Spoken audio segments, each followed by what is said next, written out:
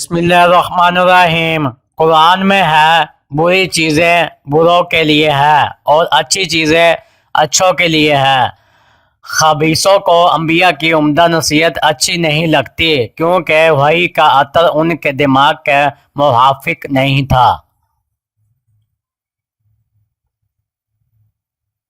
نبی کریم صلی اللہ علیہ وسلم تیرے بال جانتے ہیں کیونکہ وہ اللہ کے سب رازوں سے واقف ہے۔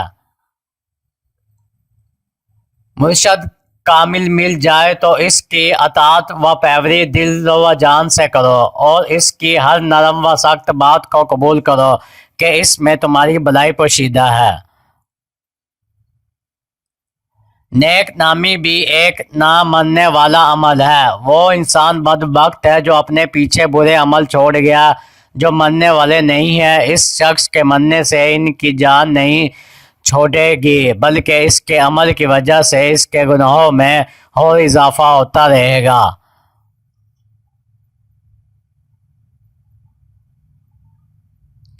لازوال خوبصورتی صرف دل کی خوبصورتی ہے۔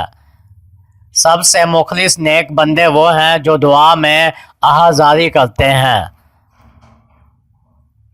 اگر سخاوت کی وجہ سے تیرے ہاتھ میں مال نہ رہا تو خدا کی مہربانی تجھے برباد ہونے نہ دے گی۔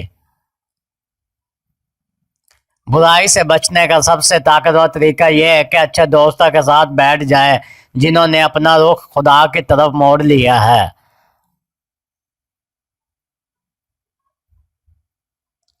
اگر آپ کو ہر مادی چیز کی قیمت معلوم ہے مگر اپنی قدر معلوم نہیں تو اس سے بڑی بے وقوفی کیا ہوگی۔ جب تو عمل میں کوئی معمول ترک کر دیتا ہے رنجو و غصہ میں تجھ پر قبض طاری ہو جاتا ہے۔ علم حق صوفی کے علم میں پناہ ہوتا ہے۔ یہ بات عام لوگوں کے سمجھنے کی نہیں ہے۔ نور کے لیے نور بن، آگ کے لیے آگ، پھول کے مقام پر پھول اور کانٹے کی جگہ کانٹا۔ جب دروازہ کھلا ہے تو تم اس طرح قید خانے میں کیوں پڑے ہو؟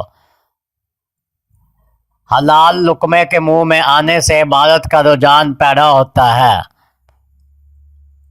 عورت ہمیشہ عقل مند مرد پر غالب رہتی ہے۔ خاموشی سمندر ہے اور گفتگو نہر ہے۔ سمندر تجھے تلاش کر رہا ہے، تو نہر تلاش مت کر۔